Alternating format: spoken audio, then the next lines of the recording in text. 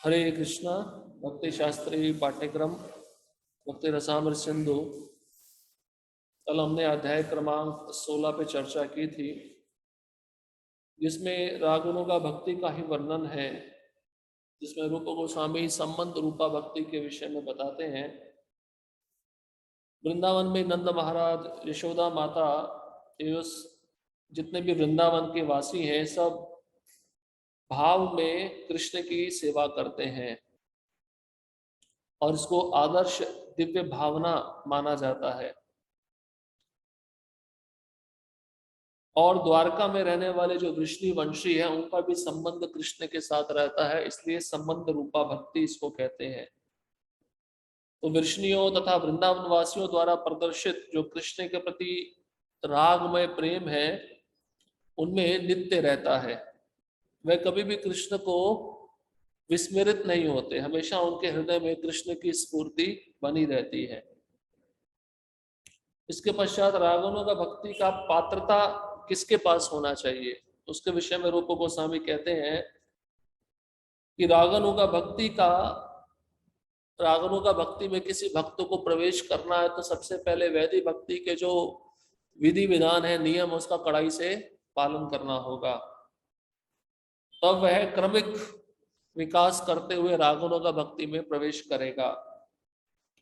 लेकिन श्रील प्रभुपाद जी कहते हैं, हमें सदैव ये स्मरण रखना है कि ये जो रागुणों का भक्ति में प्रवेश है, इससे पहले हमारे भौतिक कलमश नष्ट होने चाहिए।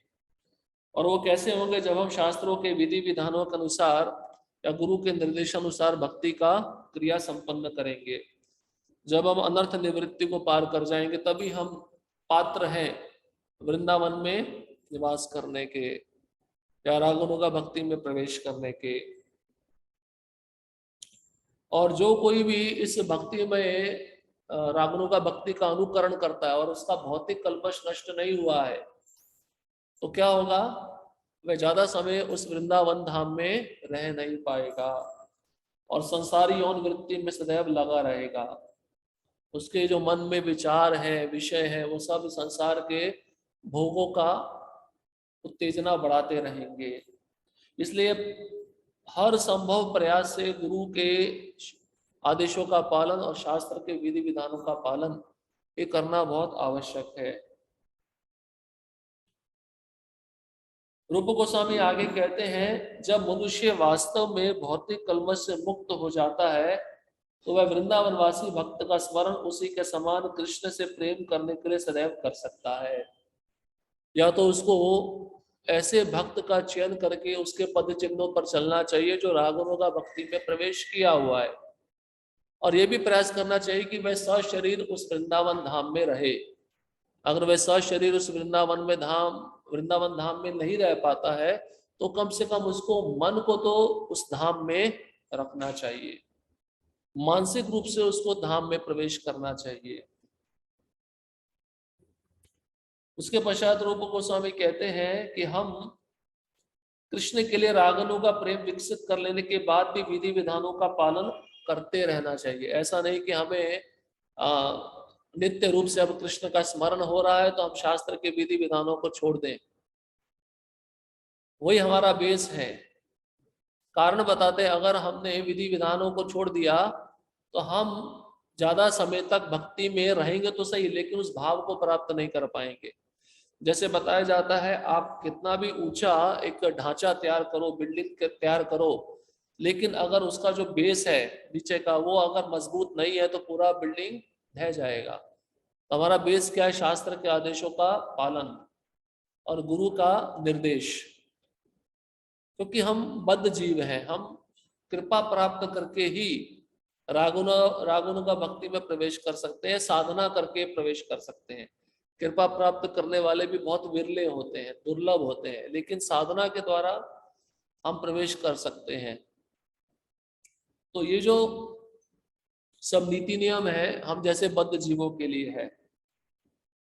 और नित्य रूप से बताया गया है कि जो नवदा भक्ति है उसका हमें सदैव अनुशीलन करते रहना चाहिए। जैसे नवदा भक्ति में पहला श्रवण भक्ति है, तो जिसको श्रवण में रुचि है वो श्रवण करे, लेकिन किस रस में रुचि है उस विषय का श्रवण करे, तभी उसको वो भाव प्राप्त होगा।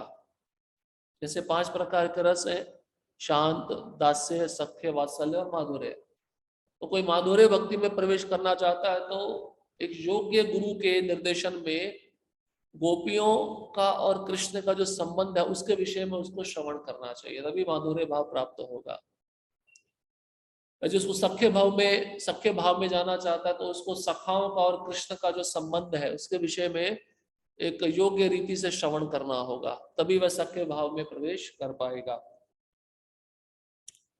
उसके पश्चात कामानुगा प्रेम, जिसमें रूप गोस्वामी कहते हैं एक होता है अप्रत्यक्ष माधुर्य प्रेम और दूसरा होता है प्रत्यक्ष माधुर्य प्रेम।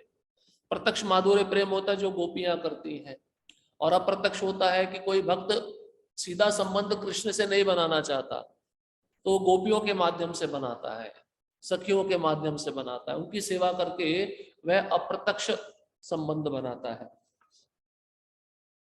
उसके पीछे बहुत सुंदर उदाहरण बताए रूप गोस्वामी। दंडकारण्य के जो ऋषि थे तो उन्होंने कामानुगा प्रेम अपने हृदय में जागृत किया कृष्ण के लिए। उन्होंने देखा तो भगवान राम को था और देखकर इतने मुग्ध हो गए उनके सौंदर्य को, उन्होंने इच्छा व्यक्त की कि आप हमारे पति बन जाओ। भगवान राम ने कहा कि इस जन्म में तो ये संभव नहीं है, लेकिन जब मैं कृष्ण बनकर आऊंगा तब आपकी इच्छा पूर्ण करूंगा। तो रूप गोस्वामी कहते हैं ऐसा नहीं कि स्त्रियां ही गोपियां बन सकते, पुरुष भी बन सकते हैं, लेकिन वैसा भाव आपके हृदय में होना चाहिए, तीव्र उत्कंठा होनी चाहिए। और रूप गोस्वामी कहते हैं ये जो भाव आते हैं भक्ति में, कभी भी शुद्ध भक्त इन भावों को दूसरों के समक्ष प्रदर्शित नहीं करता। वो सदैव यही सोचता है मैं नौसिखिया भक्त हूँ, नया नया भक्ति में आया हूँ। कारण क्योंकि उसके अंदर विनीत भावना होती है, वह नम्र होता है। क्योंकि अगर शिष्यों के समक्ष ऐसा गुरु अपने भावों को प्रदर्शित करेगा जो सच में उसके अंदर प्रकट हो रहे हैं, तो शिष्य भी कभी कभार उस भावों को गलत समझ लेंगे। तो कभी कभार शिष्य उस गुरु को भगवान भी मानने लगते हैं। तो ऐसा हमारी संस्था में भी हुआ। 2 शिष्य थे प्रभुपाद जी के, उन्होंने प्रभुपाद जी के अंदर थोड़े रूप में, आंशिक रूप में उन भावों को प्रत्यक्ष देखा, उन्होंने भगवान मानना शुरू कर दिया। ये श्रील प्रभुपाद जी शक्तावेश अवतार है, तो प्रभुपाद जी ने उन दोनों को, सन्यासी थे, उन दोनों को संस्था से निकाल दिया। इसके पश्चात वात्सल्य या सख्य भाव के बारे में रूप गोस्वामी कहते हैं यशोदा माता, नंद बाबा एक ही है, सुबल श्री दामा एक ही है, उनके बताए हुए पद चिन्हों पे चलना है। अगर उनके बताए हुए पद चिन्हों पर चलकर व्यक्ति ऐसा सोचे मैं ही यशोदा हूं, मैं ही नंद बाबा हूं, तो ये मायावाद का स्पर्श हो जाएगा, फिर वह ज्यादा समय उस भक्ति मार्ग में नहीं रह पाएगा। इसलिए एक होता है अनुसरण, एक होता है अनुकरण। तो यहाँ पे आप देखिए रूप गोस्वामी ने कहीं पे भी अनुकरण शब्द का प्रयोग नहीं किया है, अनुसरण शब्द का प्रयोग किया है। अब आज का जो अध्याय है, अध्याय क्रमांक 17, जिसका शीर्षक है भाव भक्ति। भाव भक्ति का इंट्रोडक्शन यहाँ पे दिया है इस अध्याय में, और अगले अध्याय में भाव भक्ति के लक्षण दिए। जैसे पहले भी बताया, अगर आपको जानना है कि भाव के स्तर पे कौन से भक्त हैं तो वह लक्षण आपको उस भक्त में दिखने लगेंगे। और भाव भक्ति के स्तर पर उत्तम अधिकारी ही पहुंच पाता है। जो मध्यम अधिकारी है उसको समय लगेगा, जब वह अनर्थ निवृत्ति को पार करके रुचि आसक्ति के स्तर पे आता है तभी वह भाव में प्रवेश कर पाता है। और कनिष्ठ अधिकारी तो अनर्थ निवृत्ति पे ही रहता है। तो भाव भक्ति का थोड़ा रूप गोस्वामी इंट्रोडक्शन दे रहे हैं इस अध्याय में, और उसके जो मुख्य लक्षण है वो अगले अध्याय में बताएंगे। वैदिक भक्ति करने से मनुष्य प्रकृति के भौतिक गुणों से परे दिव्य अवस्था तक वास्तव में ऊपर उठ जाता है। उस समय उसका हृदय सूर्य की भांति प्रकाशित हो उठता है। जिस तरह लोकों से दूर स्थित होने के कारण सूर्य के किसी तरह के बादल से ढक जाने की संभावना नहीं रहती, उसी प्रकार जब भक्त सूर्य की तरह शुद्ध हो जाता है तो उसके हृदय से भावमय प्रेम का विस्तार होता है। और जो सूर्य प्रकाश की अपेक्षा अधिक तेजोमय होता है तभी कृष्ण के प्रति आसक्ति पूर्ण होती है। और भक्त तुरंत अपने भाव में प्रेम में भगवान की सेवा करने के लिए उत्सुक हो उठता है। इस अवस्था में भक्त उत्तम अधिकारी पद को अर्थात पूर्ण भक्ति को प्राप्त होता है। ऐसा भक्त भौतिक आसक्ति के कारण तनिक भी विचलित नहीं होता और वह राधा कृष्ण की सेवा में ही रुचि दिखलाता है। अब यहाँ पे बताते हैं जो वैदी भक्ति के नीति नियमों को पालन कर रहा है, बहुत लंबे समय तक गुरु से दीक्षा लिया है, क्योंकि वैदी भक्ति का सबसे पहला लक्षण क्या है? गुरु पादाश्रयम, गुरु के चरणों का आश्रय लेना, उनसे दीक्षा प्राप्त करना, उनकी सेवा करना, ये सब वैदी भक्ति के नियम है। जब भक्त वैदी भक्ति के नियमों को अच्छे से पालन करता है, यहाँ पे स्पष्ट बताया है गुरु के आदेशों का पालन लंबे समय तक, चिरकाल तक गुरु के आदेशों का पालन करते करते क्या होता है? उसका हृदय सूर्य की भांति प्रकाशित हो जाता है। इसका अर्थ क्या है? सूर्य की भांति प्रकाशित होना मतलब उसके हृदय से सारे कल्मश समाप्त हो गए हैं। सूर्य जब बादलों से ढका रहता है तो वह रोशनी हमको नहीं दिखती, लेकिन जैसे ही सूर्य उन बादलों को चीर कर बाहर आता है तब हमें सूर्य प्रकाश दिखता है। तो अभी हमारा हृदय कैसा है? कलमश से भरा हुआ है, कलमश से ढका हुआ है। और जैसे ही हरि नाम का जप करते हुए, गुरु की सेवा करते हुए जब हमारे कलमश नष्ट हो जाएंगे तो हृदय का जो मूल स्वभाव है, हृदय में जो सुप्त कृष्ण प्रेम रह रहा है, वो जागृत हो जाएगा। जागृत होने पर क्या होगा? वह पूरी तरह स्वच्छ होगा, वह कृष्ण के प्रति प्रेम प्रकट होने लगेगा। इसलिए यहाँ पे कहते हैं कि जब इस पृथ्वी से वह सूर्य बहुत दूर स्थित है लेकिन बादलों ने उसको ढक रखा है, हम उसके प्रकाश को नहीं देख पाते, लेकिन जब सूर्य बादलों को चीर कर आता है तो अब उसका प्रकाश हमें पूर्ण रूप से दिखने लगता है। इसलिए हमारा हृदय भी एक सूर्य के समान है, लेकिन अभी अनर्थ रूपी बादलों ने उसको ढक दिया है।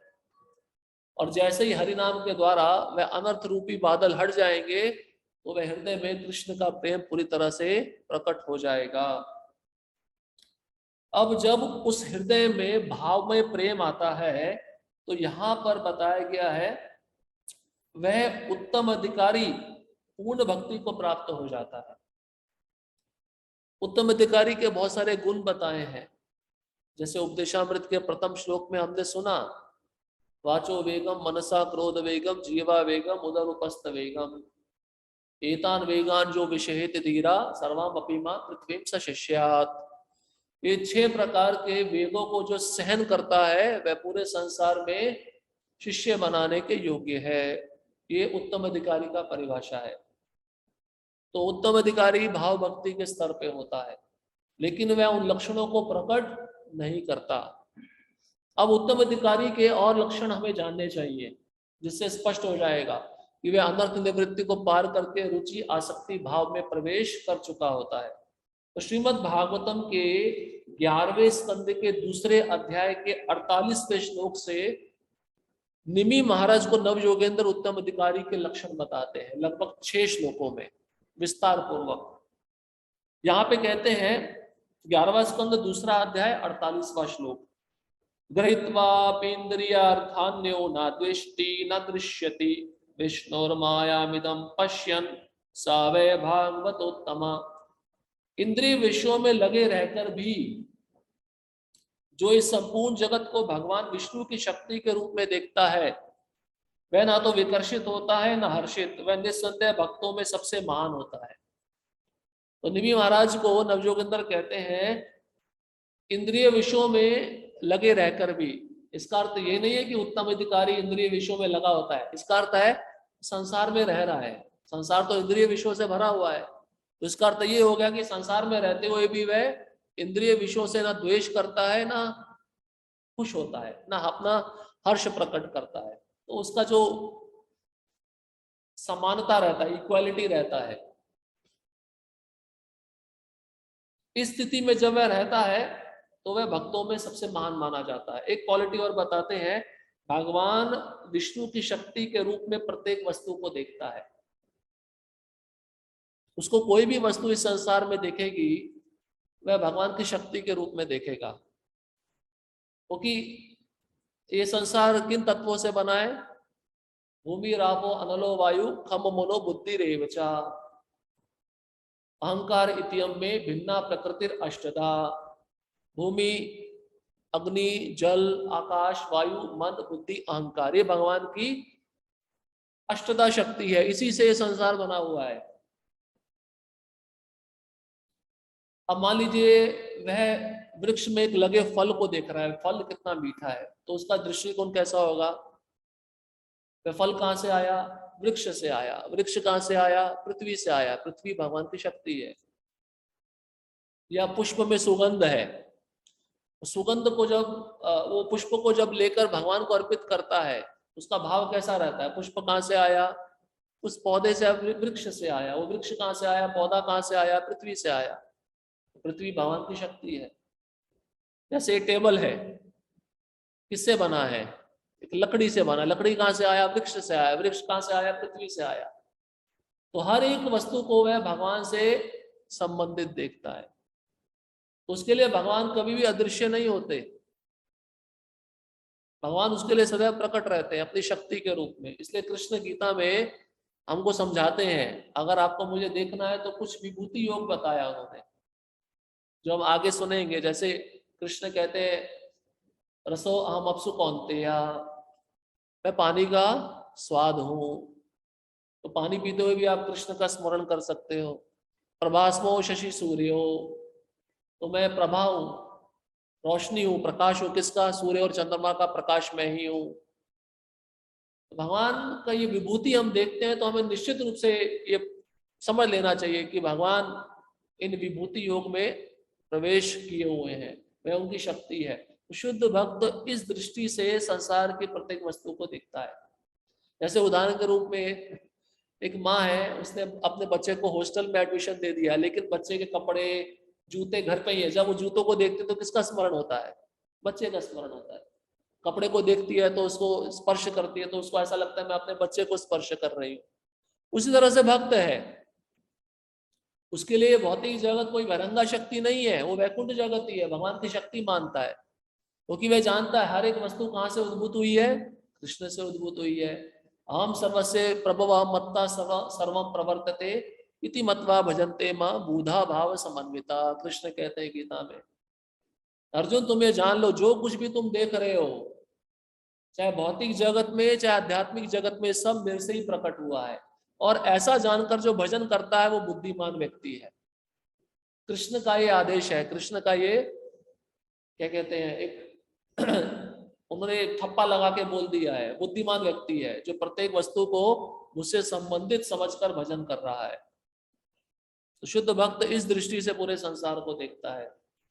अब प्रभुपाद जी तात्पर्य में कहते हैं, ये समझ लेना होगा कि जब तक कोई भगवत भक्त के चरण कमलों के संपर्क में नहीं आता, तब तक भौतिक मोह से छूटने का मार्ग समझ पाना कठिन है। किसके संपर्क में आना पड़ेगा?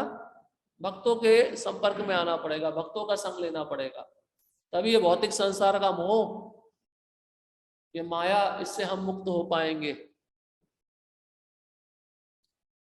मनुष्य को चाहिए कि उस शुद्ध भक्त की संगति करे। शुद्ध भक्त मतलब उत्तम अधिकारी, रूप गोस्वामी आज के अध्याय में वर्णन कर रहे हैं, जो भाव भक्ति के स्तर पे होता है, और श्रद्धा पूर्वक सेवा करे।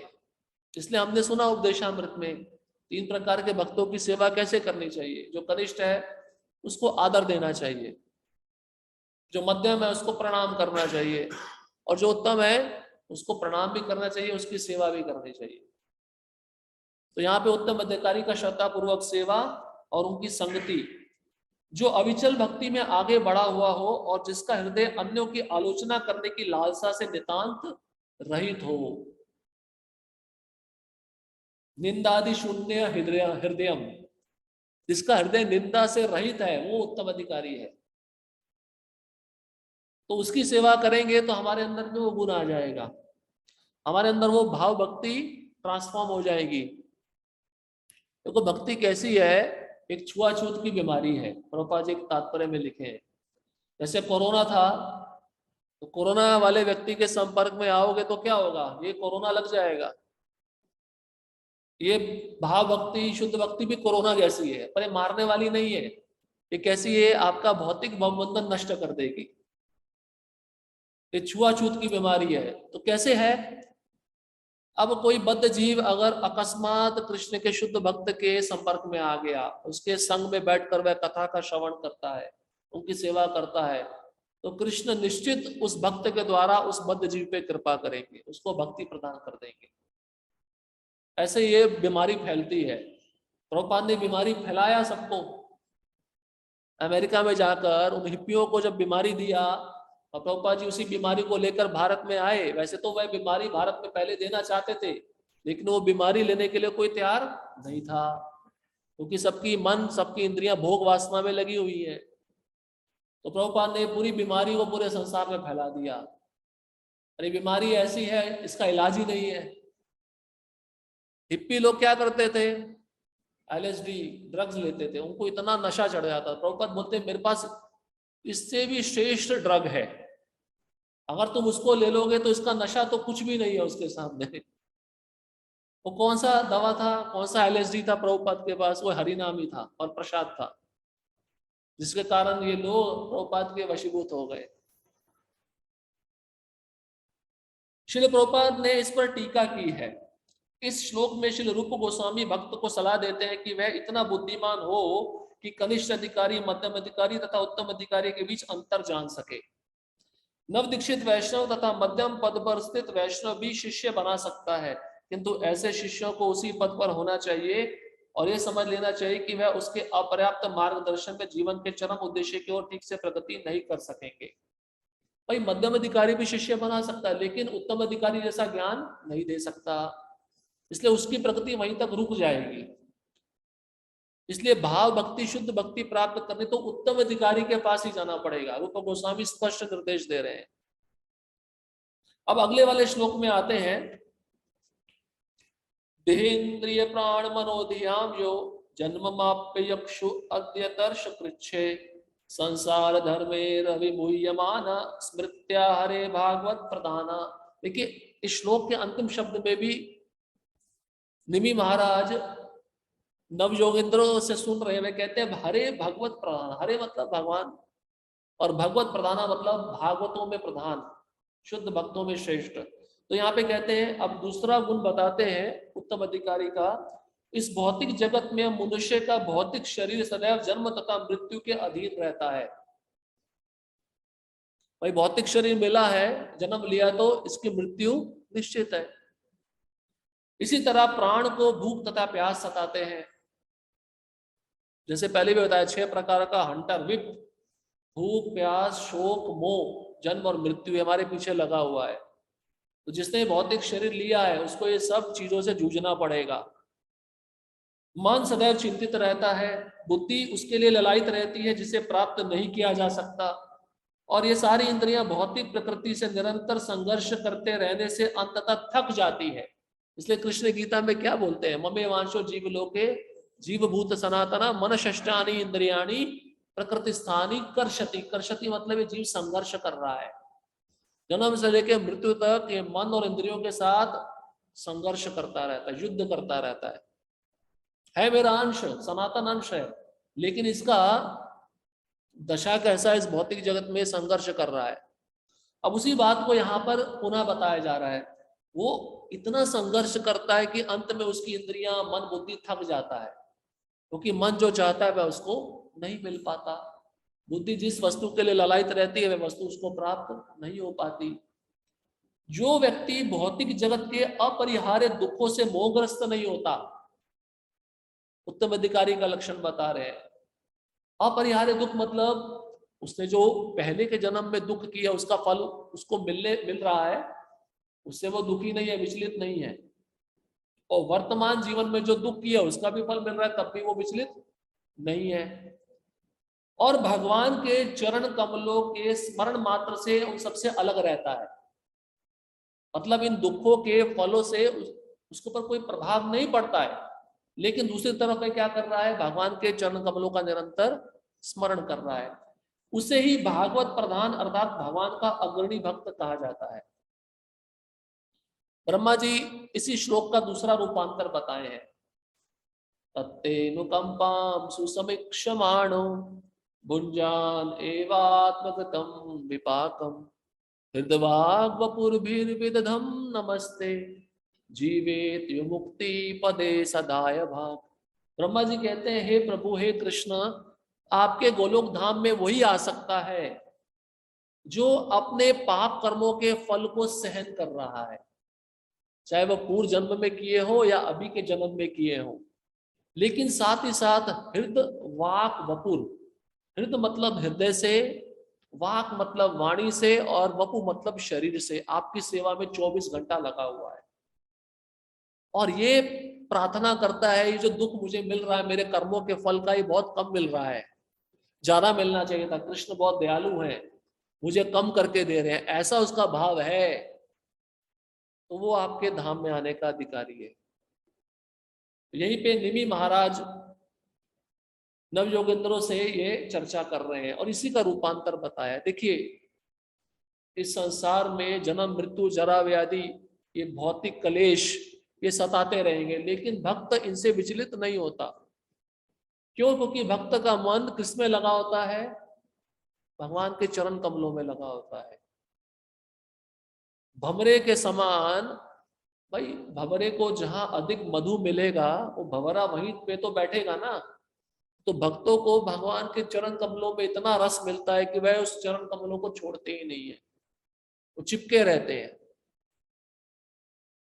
तो फिर संसार में उनके जीवन में कोई दुख आए, कोई कलेश आए, उसका प्रभाव उनके जीवन में होता ही नहीं है। प्रहलाद महाराज, अम्बरीश महाराज, ये उदाहरण है। फिर अगला गुण बताते उत्तम अधिकारी का, न काम कर्म बीजानाम यस्से चेतसी संभवा वासुदेव कनिलया सावय भागवतोत्तमा। अब कहते हैं, जिसने एकमात्र भगवान कृष्ण की शरण ले रखी है, एकमात्र। कृष्ण भी कहते हैं ना, सर्वधर्मान परित्यज्य माम एकम, एकम माम एकम, माम एकम मतलब केवल मुझे शरणागति, बस। वह उन सकाम कर्मों से मुक्त हो जाता है।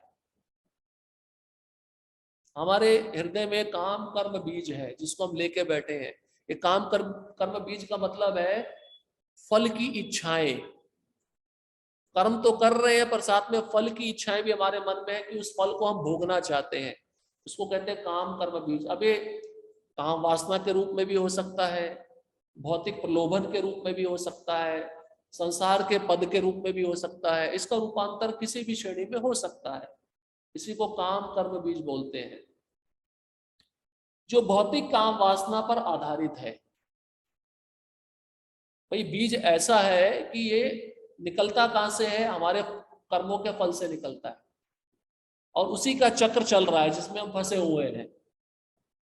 अब उसको कैसे हम काट सकते हैं? ब्रह्मा जी भी ब्रह्म संहिता में कहते हैं, कर्माणि निर्दहति किंतु च भक्ति भाजाम।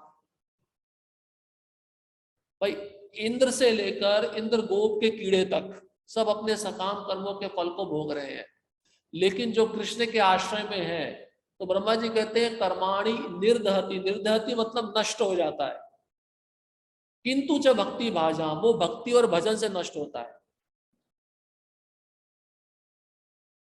वस्तुतः जिसने भगवान के चरण कमलों की शरण ले रखी है, वह भौतिक इंद्र तृप्ति को भोगने की इच्छा से भी मुक्त हो जाता है।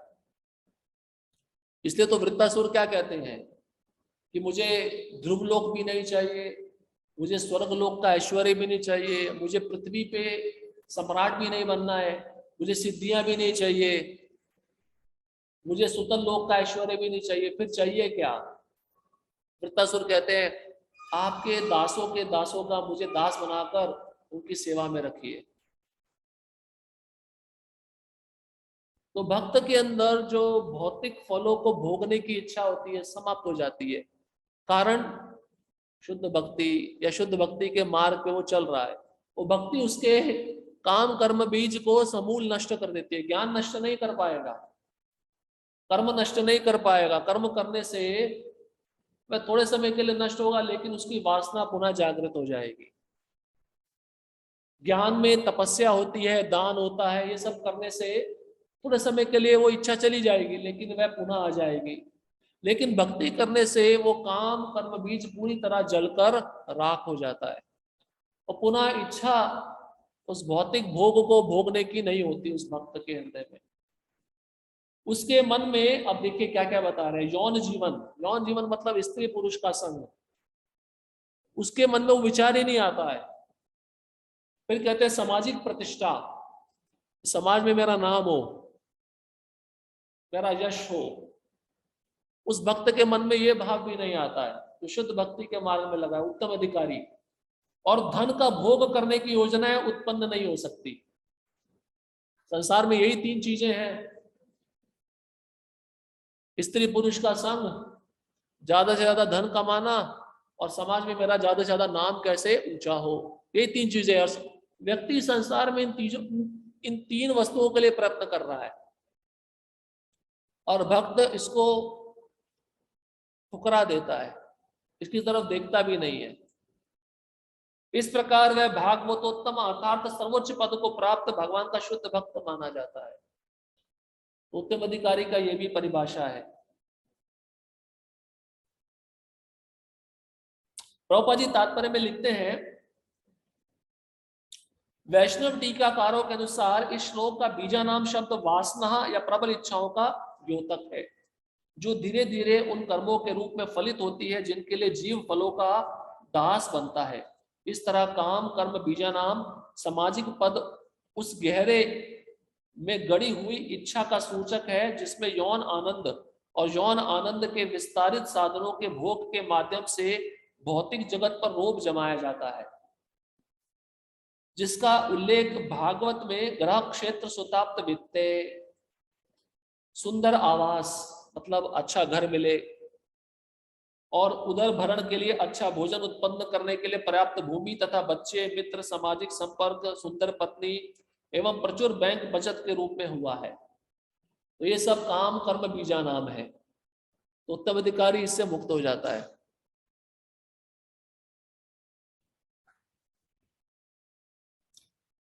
मनुष्य द्वारा पूरी तरह से भुलाने के लिए कि वह भगवान का नित्य दास है, सारी भौतिक वस्तुएं आवश्यक है। तो एक तरफ तो व्यक्ति इनका दास बन के रहता है और शुद्ध भक्त केवल भगवान का दास बन के रहता है। अगर भगवान का दास बनना है तो इनका दासत्व छोड़ना पड़ेगा। इसलिए भागवत में कहा गया है, जनस्य मोहोयम अहम ममेति। भौतिक माया की इन वस्तुओं से उन्मत्त हुए बद्ध जीव को यह विश्वास हो जाता है कि वह ब्रह्मांड का केंद्र बिंदु है और संसार की हर वस्तु उसकी इंद्र तृप्ति के लिए बनी है। तो वो व्यक्ति सोचता है मैं ही कृष्ण हूं और सारी संसार की वस्तुएं मेरे भोग के लिए बनी है, जो अपने काम कर्म बीज को नष्ट नहीं कर पा रहा या जो कृष्ण की शरण में नहीं है। अब आगे कहते हैं, और सुनिए, उत्तम अधिकारी का बहुत सुंदर गुण है। न यस्य जन्म कर्माभ्याम न वर्णाश्रम जाति भी सज्जते अस्मिन् भावो देहे स वैसा हरे प्रिया। कितने सुंदर शब्द प्रयोग कर रहे हैं नवयोगेंद्र। कहते हैं भागवतोत्तमा, फिर कहते हैं भगवत प्रधाना, अभी कहते हैं स वह हरे प्रिया। हरे मतलब भगवान, और प्रिय, भगवान को प्रिय बन जाता है। कौन प्रिय बन जाता है? उत्तम अधिकारी। उसका गुण बताते हुए कहते हैं उच्च कुल में जन्म तथा तपोमय एवं पुण्य कर्मों का निष्पादन निश्चय ही किसी को अपने ऊपर गर्व जताने वाले हैं। स्वाभाविक है, संसार में हम देखते हैं ना, ब्राह्मण कुल में जन्म होता है, मैं ब्राह्मण हूं। धनवान कुल में जन्म होता है, मैं धनवान हूं। ये गर्व से व्यक्ति बोलता है। गर्व किसका? उस धन का है और ऊंची जाति का है। इसी तरह यदि समाज में किसी को प्रतिष्ठा मिलती है क्योंकि उसके माता पिता वर्णाश्रम की सामाजिक प्रणाली में अत्यधिक आदरित हैं, तो वह और भी ज्यादा पागल हो जाता है। किंतु यदि इतने उत्तम भौतिक गुणों के उपरांत भी कोई व्यक्ति अपने भीतर तनिक भी गर्व का अनुभव नहीं करता, तो उसे भगवान का सर्वाधिक प्रिय भक्त माना जाना चाहिए। इसलिए कुंती महारानी भी कहती है आपकी भक्ति में 4 वस्तुएं बाधक हैं, ऊंचे कुल में जन्म, सुंदर शरीर, उच्च शिक्षा और धनवान। ये 4 चीजें इंसान को कृष्ण से दूर रखती हैं। अब प्रभुपाद जी कहते हैं अगर ये चारों मिल जाएं और भक्ति के अंदर गर्व ना हो तो कितनी विशेष कृपा होगी भगवान की। इसका मतलब भगवान को वह भक्त कितना प्रिय होगा। भाई जिनके पास नहीं है वो गर्व करते हैं, पर जिनके पास है अगर वो गर्व ना करे तो कितनी बड़ी बात है। रघुनाथ दास गोस्वामी आज से 500 वर्ष पूर्व 12 लाख रुपए कमाते थे उनके पिता। प्रभुपाद कहते हैं अगर आज के समय में वो पैसा जोड़ा जाए तो अंबानी टाटा से कई लाखों गुना अधिक पैसा, लेकिन उसको लात मारकर रघुनाथ दास गोस्वामी ने ठुकरा दिया। और सुंदर पत्नी थी अप्सरा जैसी, उसको ठुकरा दिया किसके लिए? चैतन्य महाप्रभु के चरण कमलों के लिए। और फिर भी रघुनाथ दास गोस्वामी ये सब छोड़ने के बाद भी उनका क्या भाव था, कैसा भाव था कि मैं तुच्छ दास हूं। और हम जैसे लोग अगर कुछ त्यागते हैं तो कितना गर्व होता है, होता नहीं होता है?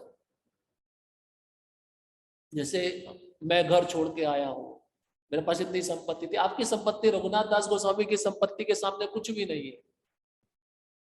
आपको आश्चर्य लगेगा। और मान लो अभी के जमाने में टाटा या अंबानी व्यक्ति सब कुछ छोड़ के मंदिर में ज्वाइन हो जाए तो ब्रेकिंग न्यूज फैल जाएगी, होगी नहीं होगी? तो इसका मतलब भगवान की उस पर विशेष कृपा है, वो गर्वित नहीं है ये सब प्राप्त करके भी, तो वो भागवत प्रधान है, वो भगवान को प्रिय है। ये उत्तम अधिकारी का परिभाषा है।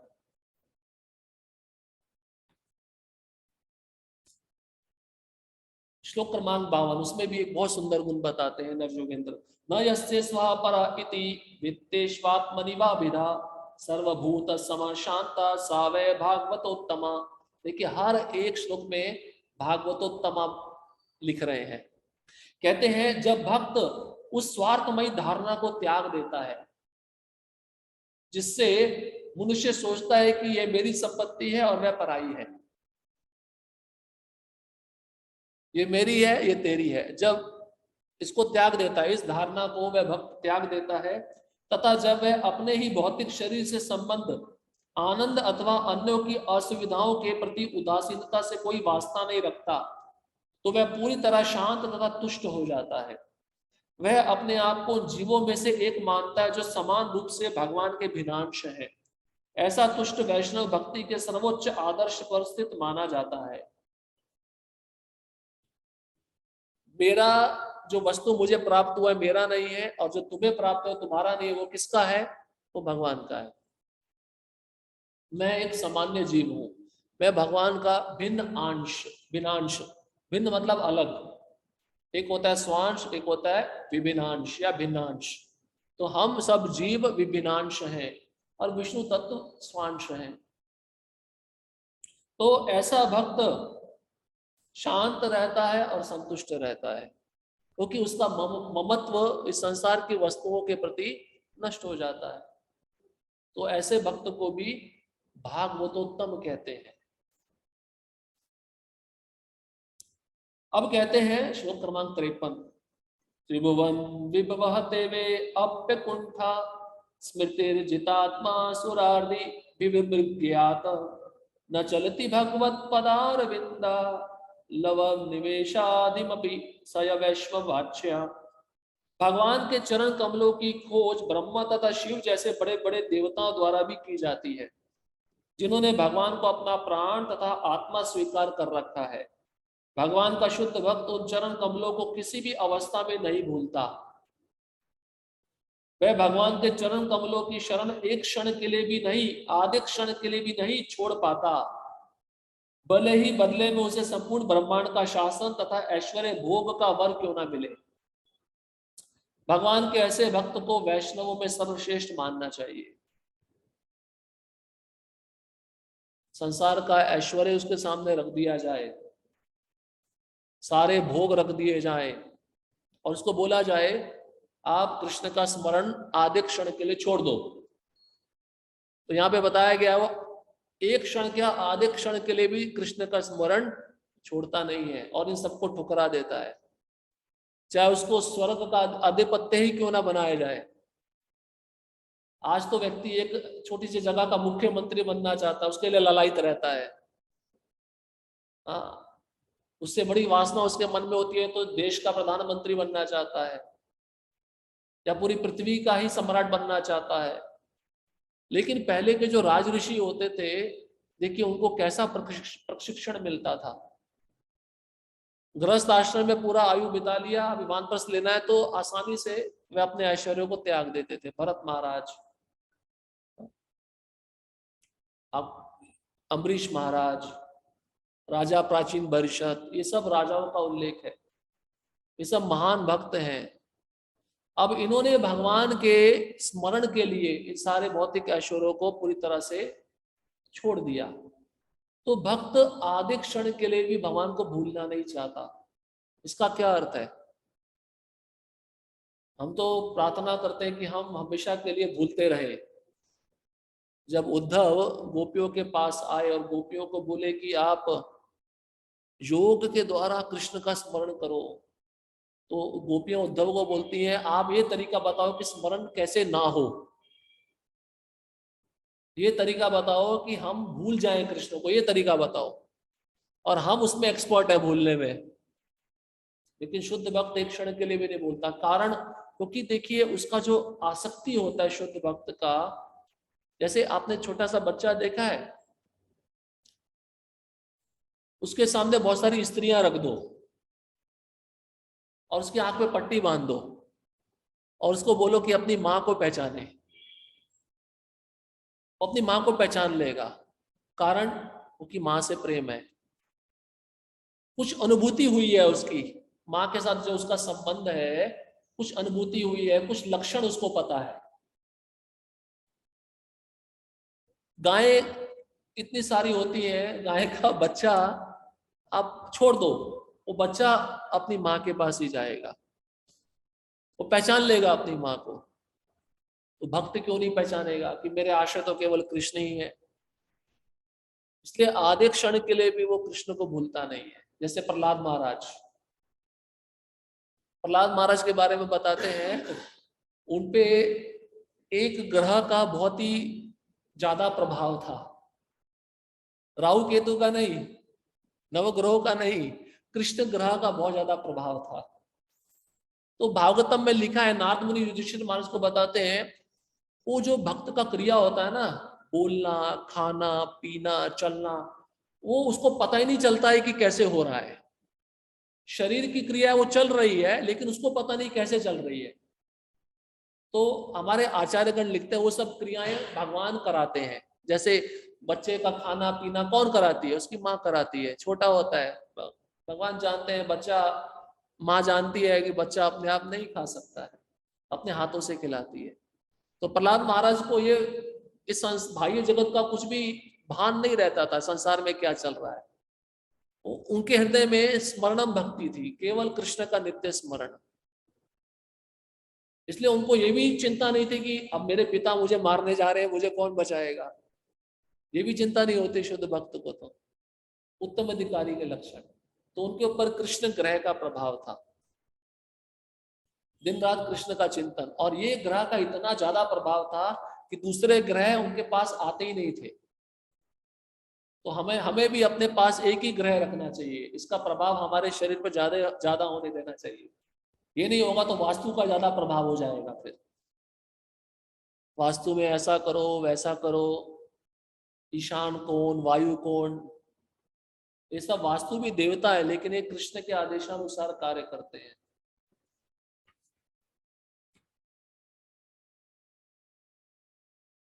तो इस प्रकार से उत्तम अधिकारी के इतने सारे गुण बताए हैं भागवतम में। ये क्यों बताया? क्योंकि यहाँ पर भाव भक्ति वही प्राप्त कर सकता है जो उत्तम अधिकारी के स्तर पर पहुंच चुका है। और रूप गोस्वामी कहते हैं, ऐसा भक्त भौतिक आसक्ति के कारण तनिक भी विचलित नहीं होता, जिसका बारे में हमने अभी बतला दिया। उसके जीवन में दुख आएगा, कलेश आएगा, उससे वो विचलित नहीं होगा। और दूसरा बताते हैं वह राधा कृष्ण की सेवा में रुचि दिखलाएगा, मतलब हृदय से, वाणी से, इंद्रियों से, मन से, पूरी तरह से उसका सब क्रिया राधा कृष्ण की सेवा में लगा रहेगा। ये भाव भक्ति है। इसके स्पष्टीकरण के लिए पिछले अध्यायों में भक्ति के लक्षणों के साथ ही कतिपय निर्देश भी बतलाए गए हैं कि हम अपनी वर्तमान इंद्रियों से किस तरह भक्ति कर सकते हैं और रागानुगा प्रेम में भाव के स्तर तक धीरे धीरे किस तरह उठ सकते हैं। तो वही है कि अगर सख्य भक्ति प्राप्त करनी है, सख्य भाव में जाना है, तो भगवान के जो मित्र है, भगवान के साथ उनका जो संबंध है, तो श्रवण में जिसको रुचि है तो उस विषय के बारे में श्रवण करना चाहिए। ऐसा निरंतर करते रहने से क्या होता है, वह रागानुगा भक्ति में प्रवेश कर जाता है। इस तरह वैदी भक्ति तथा रागानुगा भक्ति के इन दो प्रकारों की व्याख्या की गई है। वैदी भक्ति के भी दो विभाग होते हैं, प्रभावात्मक सिद्धि अंश तथा कार्यकारी साधन अंश। प्रभावात्मक सिद्धि अंश भाव कहलाता है। इस संबंध में तंत्रों में कथन आता है कि भगवान के शुद्ध प्रेम की पहली अवस्था भाव है। तो आपने देखा है जो फूल होता है जब पूरा खिलने से पहले थोड़ा बंद रहता है तो उसको कहते हैं भाव अवस्था, प्रथम अवस्था, प्रथमावस्था। और जब वो खिल जाता है तो वो प्रेम अवस्था। ये प्रेम से ही थोड़ा सा पहले का जो स्टेज होता है ये भाव होता है। जब तक भाव नहीं आएगा तब तक आप प्रेम प्राप्त नहीं कर सकते। इस अवस्था में अभी लक्षण बता रहे हैं थोड़े से। देखिए, इस अवस्था में मनुष्य कभी कभी आंसू बहाते या कांपते देखा जाता है भक्ति में। यद्यपि ये लक्षण सदैव प्रकट नहीं होते किंतु यदा कदा प्रकट होते हैं। अगर सदैव प्रकट हो रहे हैं तो मतलब प्रेम में प्रवेश कर चुका है, और थोड़े अंतराल में प्रकट हो रहे हैं तो भाव के स्तर पर है। दो लक्षण बताए हैं। एक तो आंखों से आंसू आते रहेंगे, कृष्ण की कथा सुनेगा या कृष्ण का नाम सुनेगा या कृष्ण का स्मरण करेगा तो उसकी आंखों से आंसू बहने शुरू हो जाएंगे, और दूसरा शरीर कांपता रहेगा। ये भाव भक्ति के लक्षण है। अब उदाहरण देके समझा रहे रूप गोस्वामी। जब दुर्वासा ने राजा अम्बरीश को संकट में डाल दिया था तो वह भगवान के चरण कमलों का चिंतन करने लगे। देखिए, चिंतन किया लेकिन रक्षा के लिए इच्छा व्यक्त नहीं की। ये अंतर है इसमें। भक्त का तो धर्म है भगवान का चिंतन करना, लेकिन उन्होंने ऐसी प्रार्थना नहीं की कि मुझे आकर बचाओ।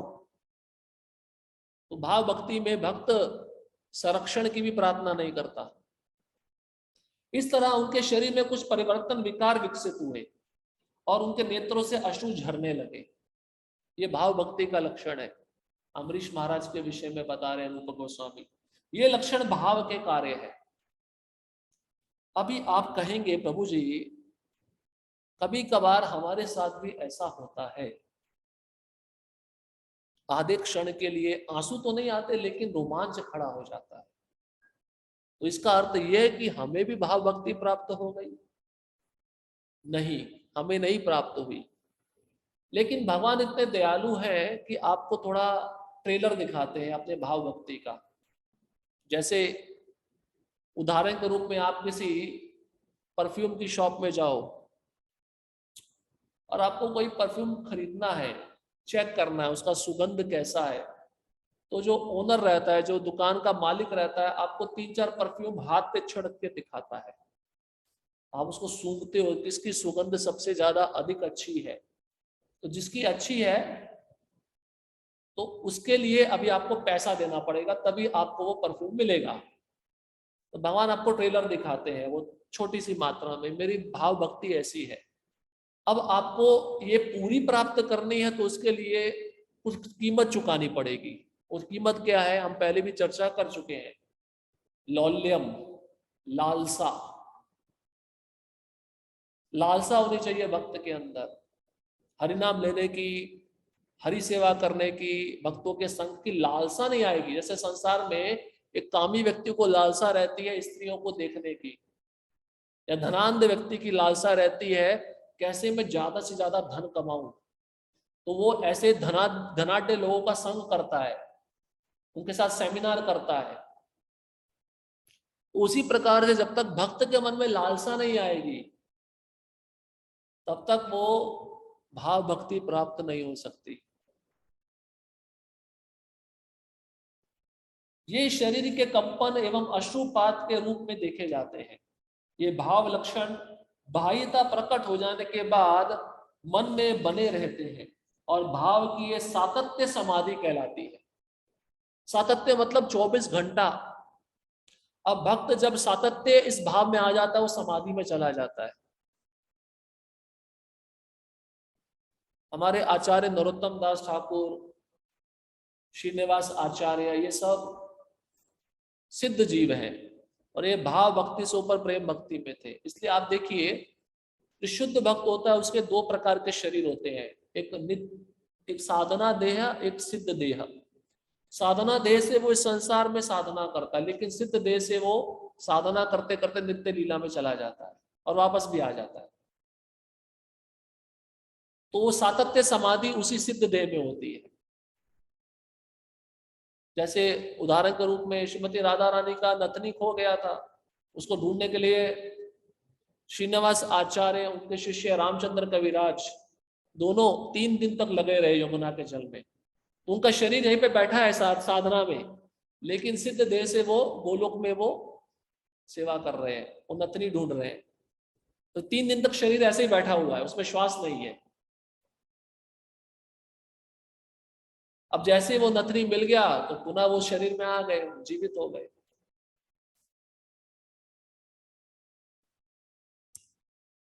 आस्वाद की यह अवस्था कृष्ण के साथ प्रेम व्यापार के भावी आदान प्रदान का कारण बनती है। अब जैसा भाव होगा उसी भाव में भगवान रस में आदान प्रदान करते हैं। तो चाहे वह मंजरी का भाव हो सकता है, उसको भी माधुर्य भाव ही कहते हैं, सखी का भाव हो सकता है, गोपी का भाव हो सकता है, वात्सल्य भाव हो सकता है। भाव की इस अवस्था तक ऊपर उठना 2 प्रकार से संभव हो पाता है। अभी बहुत ही महत्वपूर्ण सिद्धांत आ रहा है। 2 तरीके से भाव भक्ति में जा सकते हो, जिसके बाद एक तो अभी बता दिया है, भागवतम के कुछ श्लोकों में बताया है, जिससे आपको अभी पता चलेगा। तो 2 तरीके हैं भाव भक्ति में जाने के। पहला, शुद्ध भक्तों के निरंतर सानिध्य से। अभी देखा ना, जो उत्तम अधिकारी भाव भक्ति के स्तर पर है, जो निंदा शून्य से रहित है, उसका संग करना पड़ेगा, उसकी सेवा करनी पड़ेगी, तब आप भाव भक्ति में जा सकते हो। और दूसरा जो बहुत ही विरला है, दुर्लभ है, जो हर एक को नहीं मिलता है, रूप गोस्वामी कहते हैं, दूसरा कृष्ण की या कृष्ण के शुद्ध भक्त की विशेष कृपा से। भाई कृष्ण तो आपके ऊपर डायरेक्ट कृपा नहीं करेंगे, इतने तो हम योग्य नहीं बने, इतने तो हम हाईली क्वालिफाइड नहीं है। और शुद्ध भक्त भी डायरेक्ट कृपा नहीं कर सकते, पहले तो जाके उनका संग या सेवा ही करनी पड़ेगी। तो पहला ही मेन है, शुद्ध भक्त का सानिध्य मतलब संग, वो आपको भाव भक्ति में लेके जा सकता है। क्योंकि जो वस्तु उनके पास है वही वस्तु वे आपको देंगे ना। मेरे पास 1000 रुपए, तभी तो मैं आपको 1000 रुपए दे पाऊंगा। मेरे पास 1000 रुपए और आप 2000 रुपए मांग रहे हो, मैं कैसे दे पाऊंगा? संभव ही नहीं है।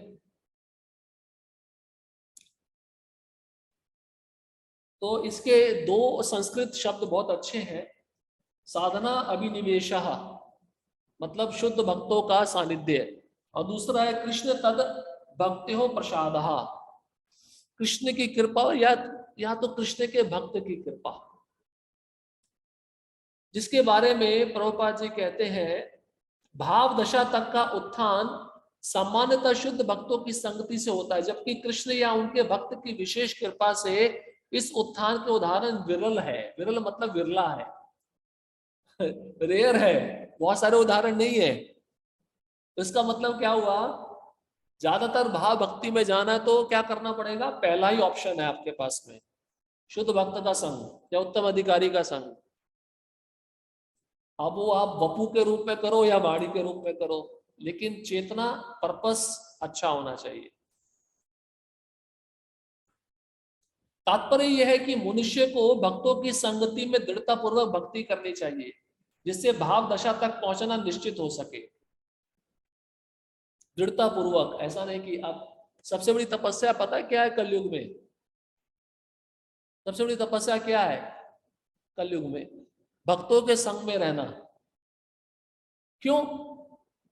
क्योंकि अलग अलग गुण वाले भक्त हैं, अलग अलग चेतना वाले भक्त हैं। कई भक्तों का तो आपके साथ तालमेल नहीं बैठेगा, लड़ाई झगड़ा भी हो सकता है। अब उन भक्तों के संग में रहना मतलब कितना कठिन है, लेकिन यहाँ पे बता रहे दृढ़ता पूर्वक रहना पड़ेगा। आपको कीमत चुकानी पड़ेगी भाव भक्ति प्राप्त करनी है तो।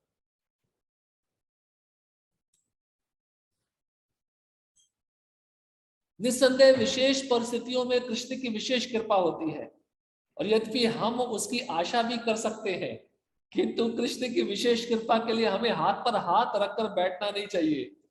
प्रभुपाद जी कितना सुंदर बता रहे हैं। प्रभुपाद जी कहते हैं ठीक है कृष्ण कृपा करेंगे, लेकिन ऐसा नहीं सोचना चलो बैठे रहते हैं हाथ पे हाथ धरे कृष्ण कृपा करेंगे। अभी शेर ऐसा सोचे शिकार अपने आप आएगा तो मैं बैठा रहता हूं। शेर को भी तो बाहर जाके अपना शिकार पकड़ना पड़ता है ना कुछ तो हाथ पैर हिलाने पड़ते हैं।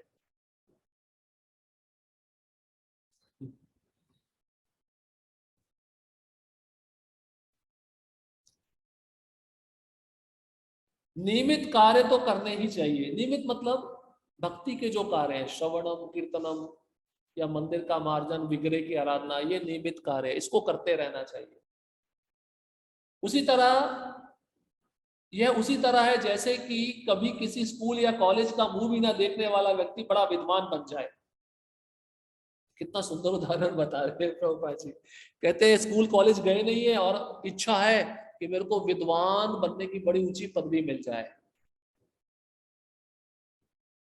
भक्ति शास्त्री कर रहे हो तो कीमत चुका रहे हो ना, परीक्षाएं दे रहे हो, डिग्री तो ऐसे नहीं मिलेगी ना।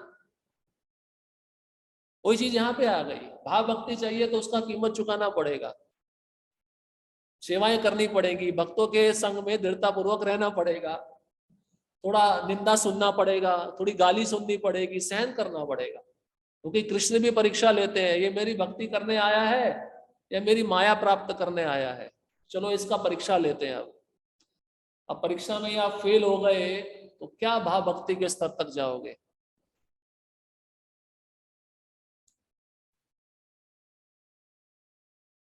यह उसी तरह है जैसे कि कभी किसी स्कूल या कॉलेज का मुंह भी ना देखने वाला व्यक्ति बड़ा विद्वान बन जाए, या बड़े बड़े विश्वविद्यालय उसे मानद पदवियां प्रदान करें। हाँ, एक तरीका हो सकता है, आज के जमाने में पैसा देके सब हो सकता है, रिश्वत देके हो सकता है, लेकिन प्रमाणिक रूप से तो ये सब नहीं हो पाएगा। किंतु इसका यह अर्थ नहीं है कि मनुष्य स्कूल जाने से जी चुराए और यह आशा करे कि कोई विश्वविद्यालय उसे स्वतः मानद उपाधि प्रदान करेगा। इसी प्रकार मनुष्य को चाहिए कि निष्ठा पूर्वक भक्ति के विधि विधानों को संपन्न करे और साथ ही कृष्ण या उनके भक्त की कृपा की आशा रखे। हम अपनी इच्छा भी व्यक्त नहीं कर सकते, एक हृदय में आशा बना के रखनी होगी कि कृष्ण अवश्य कृपा करेंगे या कृष्ण का शुद्ध भक्त अवश्य कृपा करेंगे। आशा बंध, ये भी एक भाव भक्ति का लक्षण है जो अगले अध्याय में हम श्रवण करेंगे। उस भक्त के अंदर आशा होती है, चलो मैं भक्ति कर रहा हूं, किसी ना किसी समय तो मैं भगवत धाम जाऊंगा, चाहे समय ही क्यों ना लगे। होप, आशा, आशा बंध। भक्ति के विधि विधानों को संपन्न करते हुए भाव प्रेम की अवस्था तक उठने का उदाहरण हमें नारद जी की जीवन कथा में मिलता है, जिसे उन्होंने स्वयं श्रीमद् भागवत में व्यास देव से कह सुनाया था। देखिए अब अच्छा प्रैक्टिकल उदाहरण बता रहे हैं आपको समझाने के लिए। भागवतम के प्रथम स्कंद में दासी पुत्र का चरित्र आता है। ये नारद मुनि पूर्व जन्म में दासी के पुत्र थे, इनको ये साधना भक्ति करते थे। इनके गांव में चातुर्मास्य के समय भक्ति वेदांत आए, और उन्होंने उनकी सेवा की। अब उन्होंने देखा मेरी माँ सेवा कर रही है, चलो मैं भी सेवा करता हूँ। तो उन भक्तों का बर्तन साफ करना, उनके कपड़े साफ करना, उनसे कथा सुनना और उनकी आज्ञा लेकर उनका उच्चिष्ट ग्रहण करना, ये सब सेवाओं में आता है। करते करते उनमें वो भाव जागृत हो गया भक्ति करने का। तो फिर उन्होंने दीक्षा दिया और दीक्षा लेकर इस मंत्र का उन्होंने दृढ़तापूर्वक जप किया। तो उदाहरण है, हमें भी धैर्य रखना चाहिए। नारद उन्हें अपने पूर्व जीवन का वृत्तांत बतलाते हैं कि किस तरह वे भाव प्रेम की दशा को प्राप्त हुए। वे महान भक्तों की सेवा में लगे रहते थे और उनकी बातें तथा उनके गीत सुनते रहते थे, क्योंकि शुद्ध भक्तों के मुखों से उन्हें कृष्ण की लीलाओं एवं गीतों को श्रवण करने का अवसर मिलता था। अब शुद्ध भक्त कुछ भी अपने मुख से उच्चारण करेंगे तो कैसा होगा? वो वाणी शुद्ध होगी। श्रील प्रभुपाद जी का जो महामंत्र, उसको सुनकर कितने सारे जीव भक्त बने हैं। श्रील प्रभुपाद जी के ग्रंथ पढ़कर कितने सारे जीव भक्त बने हैं। इस शुद्ध भक्त की वाणी का प्रभाव होता है। इसलिए प्रभुपाद जी कहते हैं प्यूरिटी इज द फोर्स, शुद्धता ही शक्ति है। भक्त जितना ज्यादा शुद्ध होता है उतने वो ज्यादा भक्त बना सकता है। भक्त जितना ज्यादा शुद्ध होगा उतना ज्यादा वह ग्रंथ वितरण करेगा। लेकिन उस भक्त को यह भी ध्यान रखना है कि मन में या हृदय में वह गर्व ना आए। इसलिए प्रभुपाद जी कहते हैं हमें अपने आचार्य द्वारा दिए गए गीतों को ही सुनना चाहिए और उन गीतों का ही उच्चारण करना चाहिए। यानी कि मन में कोई भी गीत आ रहा है जो भक्तों ने निर्माण नहीं किया, उसको हम उच्चारण कर रहे हैं। प्रभुपाद जी वहां पे लिखते हैं उन गीतों को गाने से दो परिणाम होंगे। एक तो आप शुद्ध हो जाओगे और दूसरा आपका भौतिक कल्मश नष्ट हो जाएगा। क्योंकि वह गीत क्या है? वो आचार्यों की वेद वाणी है। वेद वाणी से अभिन्न है वो। नरोत्तम दास ठाकुर के गीत, भक्ति विनोद ठाकुर के गीत, इसलिए उन्हीं गीतों को गाना चाहिए, उन्हीं गीतों को सुनना चाहिए।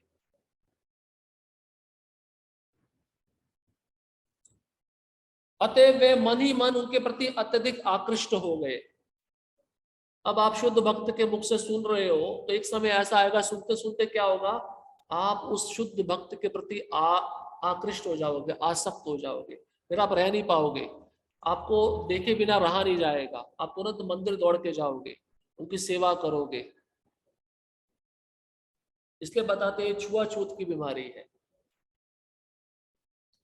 चूंकि वे इन कथाओं को सुनने के लिए इतने उत्कंठित रहते थे, अतः उनके अंतःकरण में धीरे धीरे कृष्ण के प्रति भाव में प्रेम का उदय हुआ। एक उदाहरण आपको पहले बताया भी था, भक्ति सिद्धांत महाराज के एक शिष्य थे।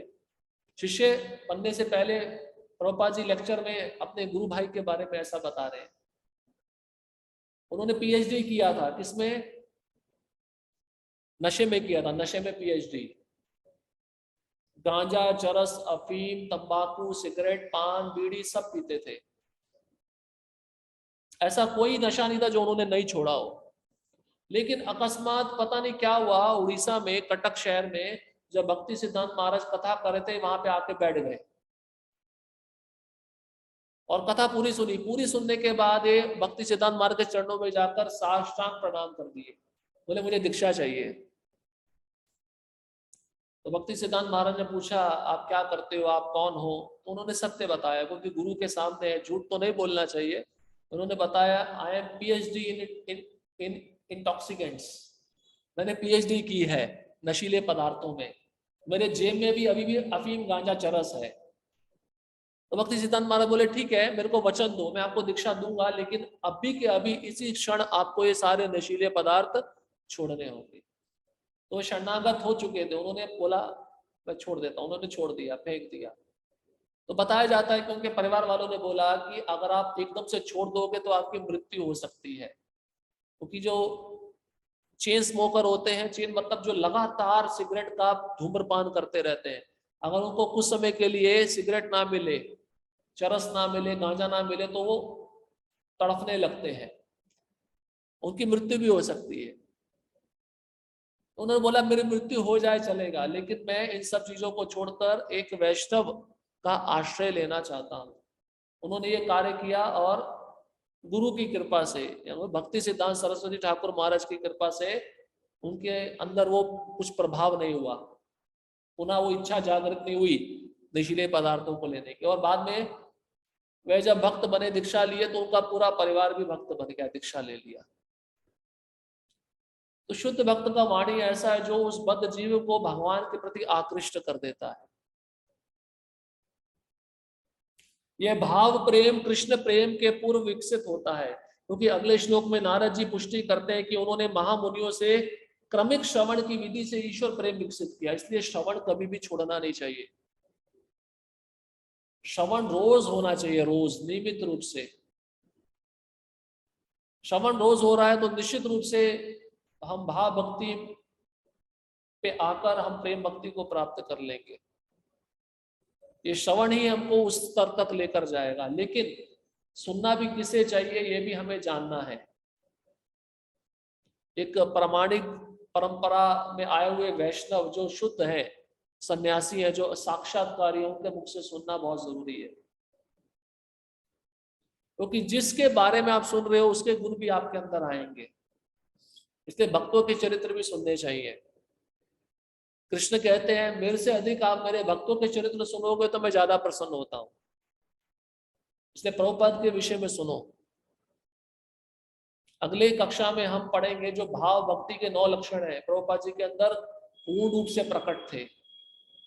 इन 9 लक्षणों को प्रभुपाद के साथ कैसे कनेक्ट किया जाए उसके बारे में आपको अगले अध्याय में बताएंगे, अगली कक्षा में बताएंगे। भागवत में पहला स्कंद 5वां अध्याय 28वां श्लोक। नारद जी आगे कहते हैं पहले मैंने महामुनियों की संगति में चातुर्मास बिताया।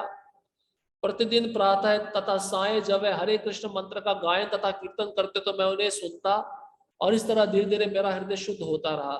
जब मैंने अत्यंत ध्यान पूर्वक उनका श्रवण किया तो रजो तथा तमो गुणों का प्रभाव लुप्त हो गया और मैं भगवान की भक्ति में दृढ़ हो गया। तो शुद्ध भक्त के संग का क्या परिणाम होता है? रजोगुण और तमोगुण समाप्त हो जाता है। और जब तक ये समाप्त नहीं होगा तब तक आप भक्ति में दृढ़ नहीं हो सकते। दृढ़ तभी होंगे जब आप सत्व गुण में आओगे, क्योंकि भक्ति सत्व गुण से प्रारंभ होती है। प्रभुपाद जी कहते हैं फ्लाइट एयरपोर्ट पे जाके पकड़ी जाती है। वो फ्लाइट या ट्रेन आपके घर पे नहीं आएगी, वो एयरपोर्ट सत्व गुण है।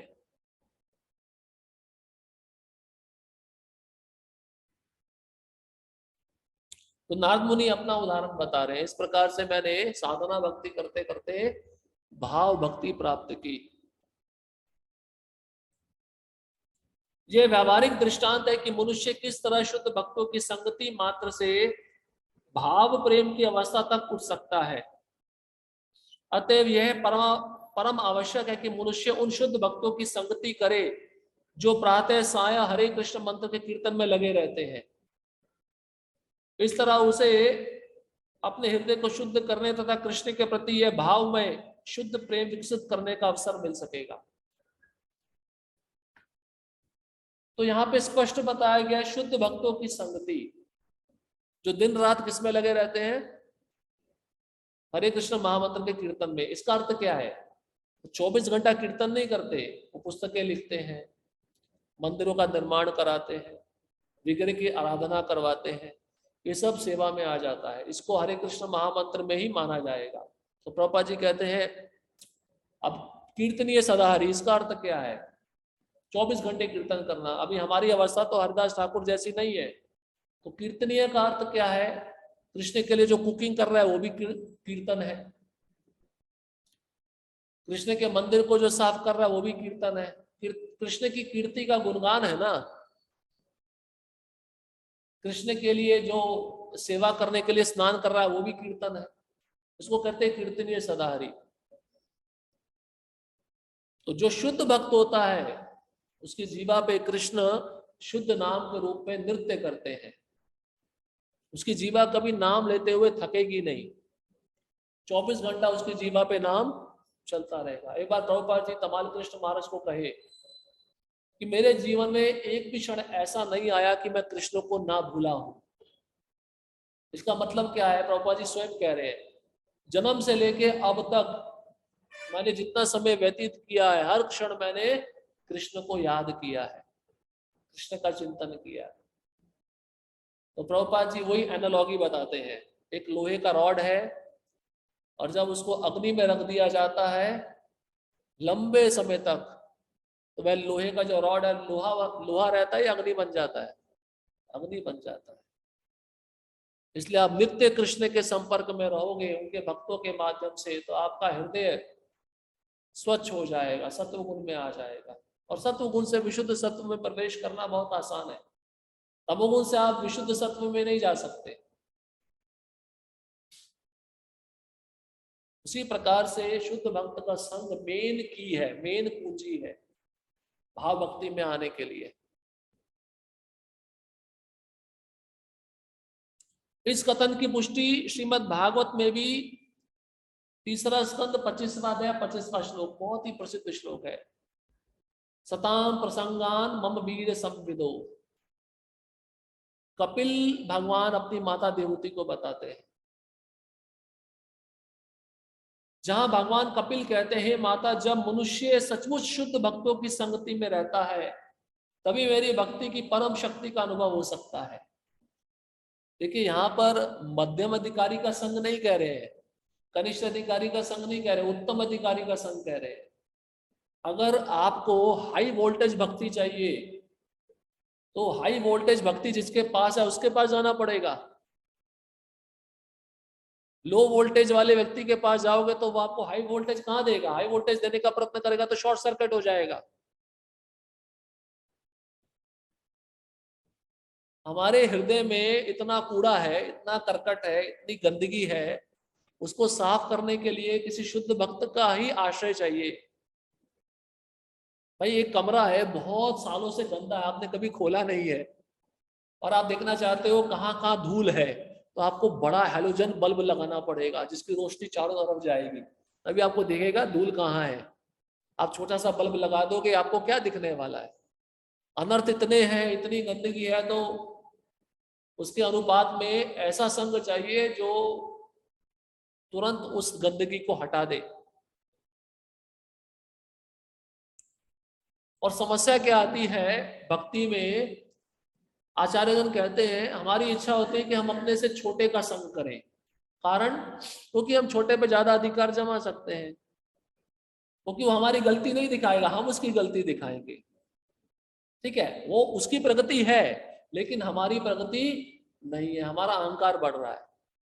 तो अपने से बड़ों का संग करना चाहिए, जो आपकी गलती बताएंगे, आप कहाँ चूक रहे हो अपनी भक्ति में, फिर उसका सॉल्यूशन भी बताएंगे। इसलिए संग पहले भी बताया, स्नेहाद स्निग्धस्य, स्निग्धस्य मतलब अपने से श्रेष्ठ का संग।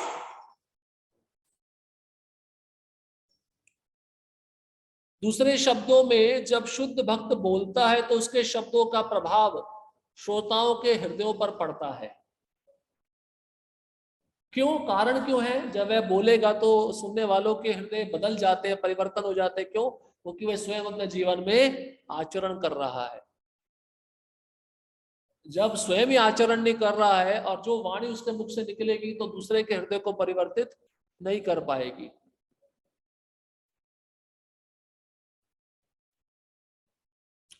तो श्रवण तथा कीर्तन का रहस्य क्या है? पेशेवर वक्ता श्रोताओं के हृदयों में दिव्य भाव नहीं भर सकता। पेशेवर मतलब जो पैसा लेके कथा करता है, तो उनकी कथा सुनने के लिए सैकड़ों लोग जाते हैं तो उनका हृदय परिवर्तित होता है। भाई ठीक है, जितना समय वहां पे बैठे हैं थोड़ा भाव आएगा, लेकिन वो भाव भी शुद्ध नहीं होगा। लेकिन जैसे ही अपने घर में आएंगे कथा सुनकर, वही पेशेवर कार्य करना शुरू कर देंगे। लेकिन शुद्ध भक्त का संग, उसकी वाणी एक बार आपने सुनी तो आपके हृदय को छू जाएगी, स्पर्श कर जाएगी। ये सबका व्यक्तिगत कुछ ना कुछ अनुभव होगा, तभी तो आप भक्ति में आए हो। हमारा प्रत्यक्ष अनुभव है। मैं तो प्रभुपाद के ग्रंथ पढ़ के आया हूँ, मैं प्रसाद खा के नहीं आया, मैं दर्शन करके नहीं आया, मैं ग्रंथ पढ़ के आया हूँ। मुझे प्रभुपाद के ग्रंथ बहुत अच्छे लगते हैं।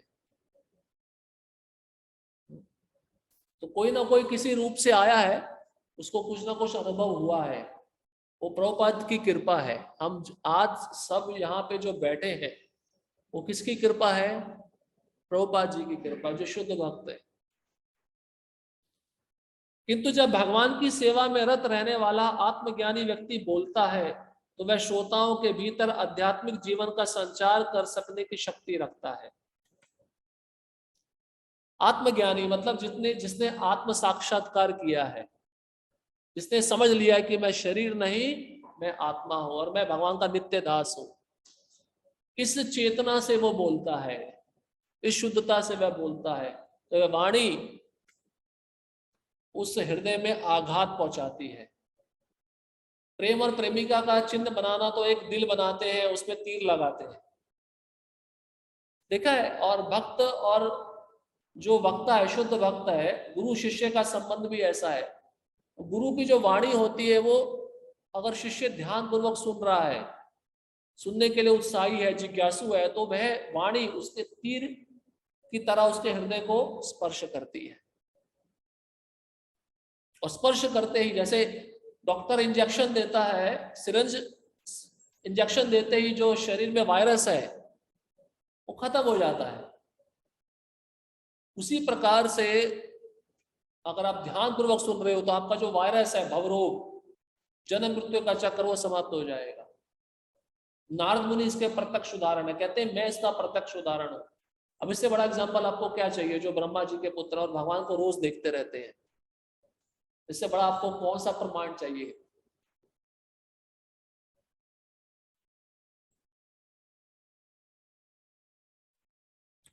अतः मनुष्य को चाहिए कि वह ऐसे शुद्ध अनन्य भक्तों की संगति खोजे। आप बोलेंगे प्रभु जी शुद्ध भक्त कौन है, हम कैसे पहचाने? आपको गुण तो बता दिए हैं। अब शुद्ध भक्त नहीं मिल रहा तो आपको खोजना पड़ेगा। प्यासा कुएं के पास जाता है, कुआं प्यासे के पास नहीं आएगा। आपको वैसा संग लेना है तो वहां पे जाना पड़ेगा। और कई भक्त जाते हैं क्योंकि उनको अपना स्वार्थ पता है, हमें उस भक्ति में आगे बढ़ना है, खर्चा करके जाते हैं व्यक्तिगत रूप से। तो खोजना पड़ेगा संग कि ऐसा शुद्ध भक्त कहाँ है। आप प्रभुपाद की पुस्तकें भी पढ़ सकते हो, पढ़ने से प्रभुपाद कहते हैं कि आपको मेरा संग प्राप्त होगा, वो भी शुद्ध भक्त का संग ही है। लेकिन ऐसे भक्त का संग भी चाहिए जो प्रत्यक्ष रूप से हमें देख रहा हो, जिसकी नजर हम पर हो, हमारा व्यवहार कैसा है, हमारा आचार कैसा है, उसका भी मार्गदर्शन हमको चाहिए। इसलिए शिक्षा गुरु बहुत जरूरी है, दीक्षा गुरु बहुत जरूरी है। ऐसी संगति तथा सेवा से नव दीक्षित भक्त निश्चित रूप से भगवान के प्रति आसक्ति, प्रेम एवं भक्ति विकसित कर सकेगा। यही विधि है।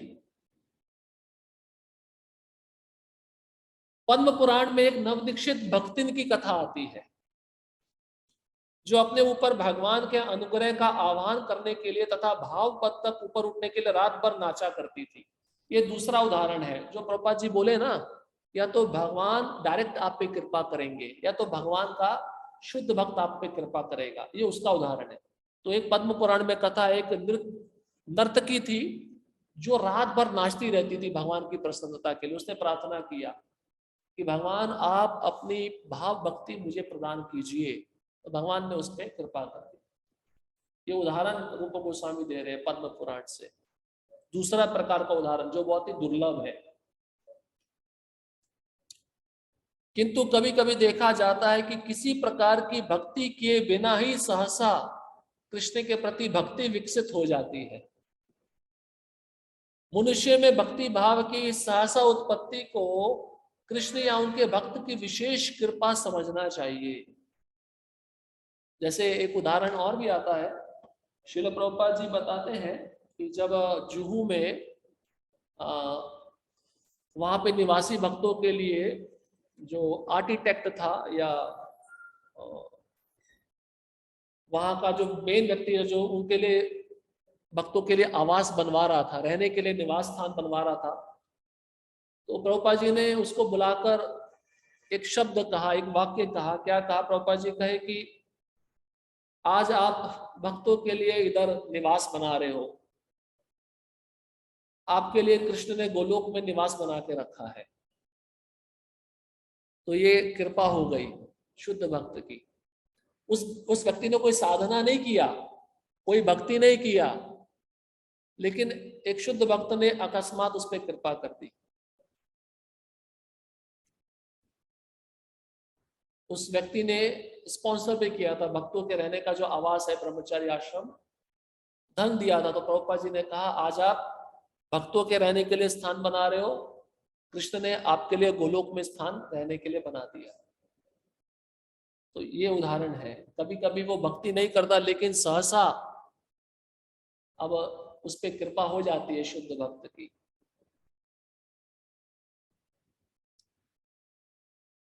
कृष्ण की अहेतुकी कृपा के माध्यम से भावों की सहसा उत्पत्ति को 3 समूहों में बांटा जा सकता है।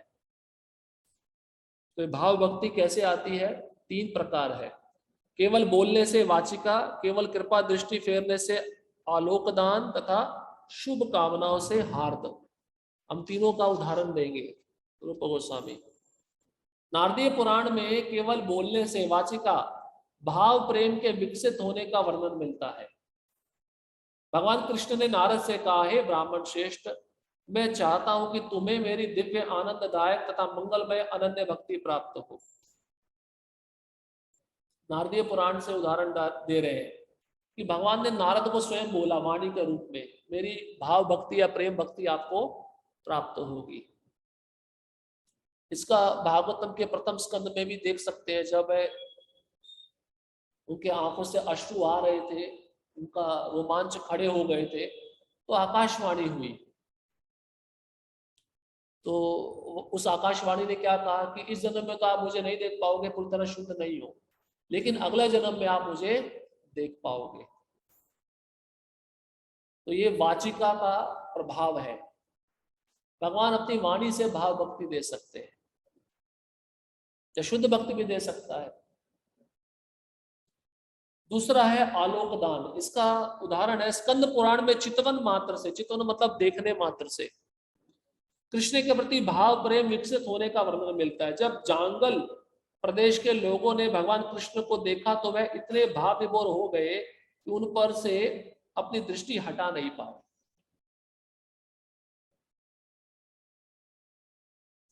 अब इसका एक उदाहरण, एक नहीं बहुत सारे उदाहरण भी देखने को मिल सकते हैं। जैसे भगवान का जो विग्रह मंदिर में होता है बहुत सुंदर होता है।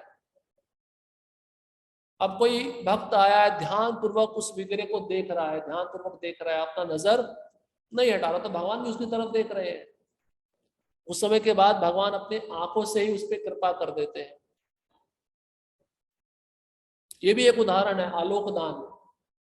भगवान को देखने मात्र से भी भगवान को देखने मात्र से भी भाव भक्ति आ सकती है, पर इसके लिए निरंतर देखते रहना पड़ेगा।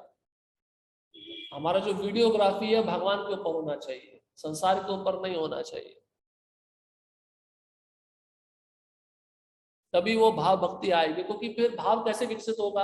आप ध्यान पूर्वक देखोगे, वो छवि आपके मन में बैठ जाएगी, फिर आप उसका चिंतन करोगे, फिर अगले दिन आप सोचोगे मैं कब जाऊं, मुझे पुनः दर्शन करना है।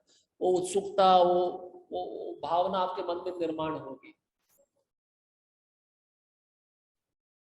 कई वक्त ऐसे देखे हैं कि मंगल आरती से पूर्व ही आकर बैठ जाते, दरवाजा नहीं खुला होता, वेट करते हैं कि हमें कब दर्शन मिलेगा। वो भी भाव स्थिति है, लेकिन आंशिक रूप में है, अभी पूरी तरह वो प्रकट नहीं हुई। लेकिन उसी भाव को बनाए रखोगे तो एक समय आएगा वो पूर्ण रूप से प्रकट भी हो जाएगी। तीसरा उदाहरण है, जहां तक हार्दिक शुभ कामनाओं, हार्द की बात है, शुभ संहिता में नारद शील व्यास देव से कहते हैं, तुम्हारा पुत्र भगवान का परम भक्त है, और मैं देख रहा हूं कि वह वैदिक भक्ति का पालन किए बिना ही उन बहुत से लक्षणों से पहले से समन्वित है जो जन्म जन्मांतर भक्ति करते रहने पर प्राप्त होते हैं। तो आपको पता है सुखदेव गोस्वामी अपनी माता के गर्भ में ही थे, बाहर नहीं आना चाहते थे, कारण क्योंकि भगवान की माया मुझे पकड़ लेगी। तो उन्होंने अपने पिता व्यासदेव को ही कहा गर्भ से कि आप द्वारका जाओ और भगवान से आश्वासन लेकर आओ कि उनकी माया मुझे स्पर्श नहीं करेगी, तभी मैं आऊंगा। तो यहाँ पर बताते हैं कि नारद मुनि व्यासदेव को बता रहे हैं। हार्द का अर्थ है हार्दिक शुभकामनाएं। जब भगवान ने व्यासदेव को हार्दिक शुभकामनाएं दी कि आपके पुत्र को मेरी माया स्पर्श नहीं करेगी, शुभकामनाएं दी ना भगवान ने, तो ये सुनते ही सुखदेव गोस्वामी अपनी माँ के गर्भ से बाहर आ गए और बाहर आते ही घर को त्याग दिए। 16 साल की उम्र थी और निकल गए। ये हार्द का उदाहरण है। शुभ कामनाओं के द्वारा भी भगवान अपनी भाव भक्ति प्रदान कर देते हैं। कृष्ण के भाव प्रेम के विषय में श्रीमद् भागवत में 7वां स्कंद 4था अध्याय 36वें श्लोक एक कथन मिलता है, जहां राजा युधिष्ठिर को नारद संबोधित करते हैं। हे राजन, प्रहलाद के चरित्र का वर्णन कर पाना अत्यंत कठिन है। उनमें कृष्ण के लिए सहज आकर्षण विकसित हो चुका है और मैं उनके चरित्र के विषय में जो कुछ भी कहूंगा वह शब्द जाल मात्र होगा। कौन कह रहा है? नारद मुनि कह रहे हैं। किसके बारे में? अपने शिष्य के बारे में, कि मैं उनके बारे में कुछ बताऊंगा तो शब्द जाल है। उनके वास्तविक चरित्र का वर्णन कर पाना असंभव है। तो गुरु शिष्य के बारे में कह रहे हैं, तो प्रहलाद महाराज की भक्ति किस स्तर पे होगी आप सोचिए। इसका अर्थ यह हुआ कि नारद स्वयं स्वीकार करते हैं कि प्रहलाद में भाव प्रेम का सहज उदय भगवान कृष्ण की कृपा के कारण था। केवल एक ही बार उन्होंने अपने गुरु के मुख से श्रवण किया था, सुना था, और वो भी प्रत्यक्ष नहीं, मां के गर्भ में सुना था। वो सुनते ही उनको भाव प्रेम प्राप्त हो गया। तो नारद मुनि कहते हैं कि मैं भी उनकी भक्ति का वर्णन नहीं कर पाऊंगा। इसका मतलब उनकी भक्ति कोई विशिष्ट है, बहुत श्रेष्ठ है, उत्तम स्तर पे है, तभी तो नारद मुनि ऐसा कह रहे कि मैं भक्ति का वर्णन नहीं कर पा रहा उनकी।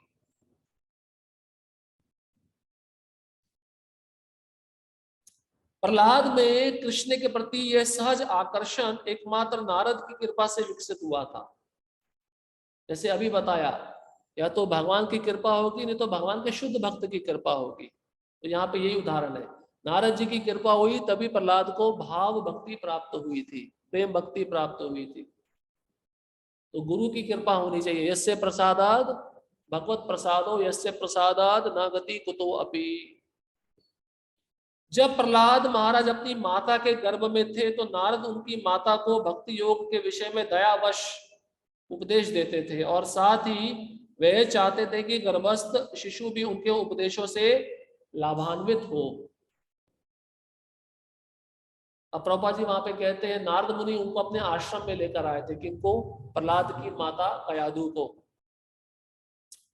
अब एक ब्रह्मचारी एक माता जी को आश्रम में लेकर आ रहा है और कहा कि तुम निश्चित रूप से रहो, चिंता मत करो, जब तक तुम्हारे पति नहीं आते तुम यहीं पे रहो।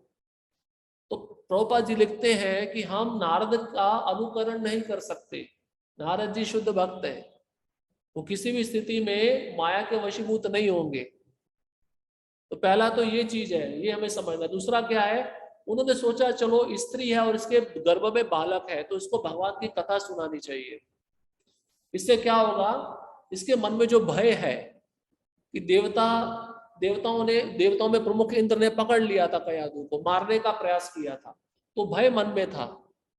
एक तो भय उसके मन से चला जाएगा, उसके गर्भ में शिशु है, उसको भी श्रवण करने का अवसर प्राप्त होगा। ये कारण था नारद मुनि इसलिए उनको कृष्ण के बारे में बताने लगे, जिससे उनकी माता भी लाभ प्राप्त करे और जो गर्भ में शिशु है वो भी कृष्ण की कथा का लाभ प्राप्त करे। इसलिए स्त्री जब गर्भस्थ होती है तो उसको कथा सुननी चाहिए। वो ध्यानपूर्वक कथा सुन रही है तो बच्चा भी ध्यानपूर्वक सुन रहा है। अगर वो कथा सुनते सुनते सो गई तो बच्चा भी सो जाएगा। अभिमन्यु का पता है ना, सुभद्रा के गर्भ में जब भगवान चक्रव्यूह में प्रवेश करने का तरीका बता रहे थे तब वह जाग रही थी, और चक्रव्यूह से बाहर आने का तरीका जब बताने लगे सुभद्रा सो गई। तो अभिमन्यु भूल चुके थे, वो भी सो गए थे। इसलिए माँ जो कर रही है बच्चा भी वही क्रिया कर रहा है अंदर। चूंकि भगवान के प्रामाणिक भक्त एवं महान पार्षद नारद प्रहलाद महाराज की मंगल कामना चाहते थे, अतः उनमें महाभागवत के सारे गुण विकसित हो गए। अब गुरु की इच्छा है कि शिष्य में ये सारे गुण आ जाए, तो गुण आ जाएंगे, क्योंकि शुद्ध भक्त का वाणी भगवान कभी भी ठुकराते नहीं, हमेशा स्वीकार करते हैं। यही सहज आकर्षण है। यह भगवान की विशेष कृपा से या नारद जैसे महाभागवत की विशेष कृपा से ही संभव है। तो ये दूसरा विरला जो उदाहरण है कि भगवान की कृपा या उनके शुद्ध भक्त की कृपा, तभी भाव भक्ति मिलती है।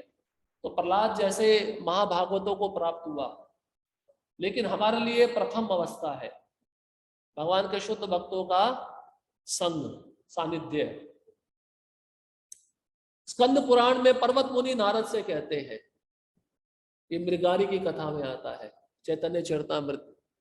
हे नारद, तुम समस्त संतों में इतने महान एवं यशस्वी हो कि तुम्हारी शुभ कामनाओं से ही अधम जाति में विकसित व्याध भी इतना महान कृष्ण भक्त बन गया। आप जानते हैं कि ये मृगारी कौन था? ये पशुओं को अधमरा करके छोड़ देता था और उसको बहुत आनंद आता था तड़फते हुए देखकर। तो नारद मुनि ने कहा, या तो पूरी तरह मार दो या तो मत मारो, क्योंकि तुम जैसा आचरण करो वैसा ही तुम्हारे साथ होगा।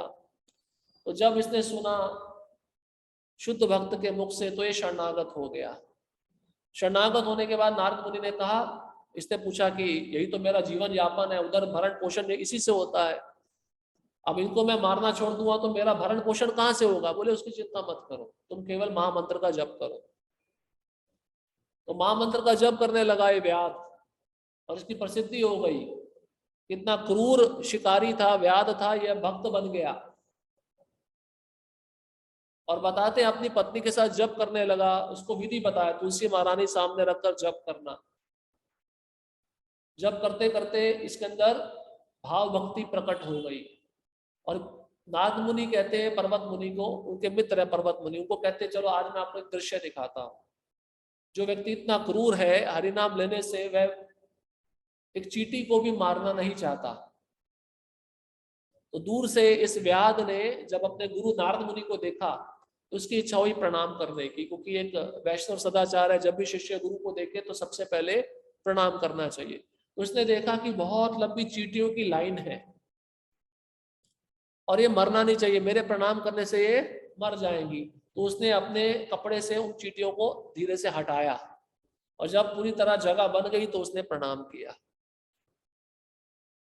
तो ये नारद मुनि का कृपा था उसके ऊपर, भाव भक्ति उस व्याध को प्राप्त हो गई। कृष्ण के भाव प्रेम के 5 विभाग किए जा सकते हैं, जिनका वर्णन श्री रूप गोस्वामी आगे करेंगे। तो इस अध्याय में मुख्य रूप से भाव भक्ति का थोड़ा इंट्रोडक्शन दिया, और अगले अध्याय में भाव भक्ति के जो 9 लक्षण है रूप गोस्वामी उसका विस्तार पूर्वक विश्लेषण करेंगे। इसलिए भाव भक्ति प्राप्त करना है तो सर्वप्रथम हमें शुद्ध भक्तों का संग करना पड़ेगा। और दूसरा उपाय क्या है? या तो कृष्ण हम पे डायरेक्ट कृपा करें या कृष्ण के शुद्ध भक्त कृपा करें, लेकिन उसके लिए भी हमें कुछ ना कुछ करना पड़ेगा। इसलिए प्रभुपाद जी बोले हमें हाथ पे हाथ धरे बैठे नहीं रहना चाहिए, अपने भक्ति के नियमित कार्यों को करते रहना चाहिए।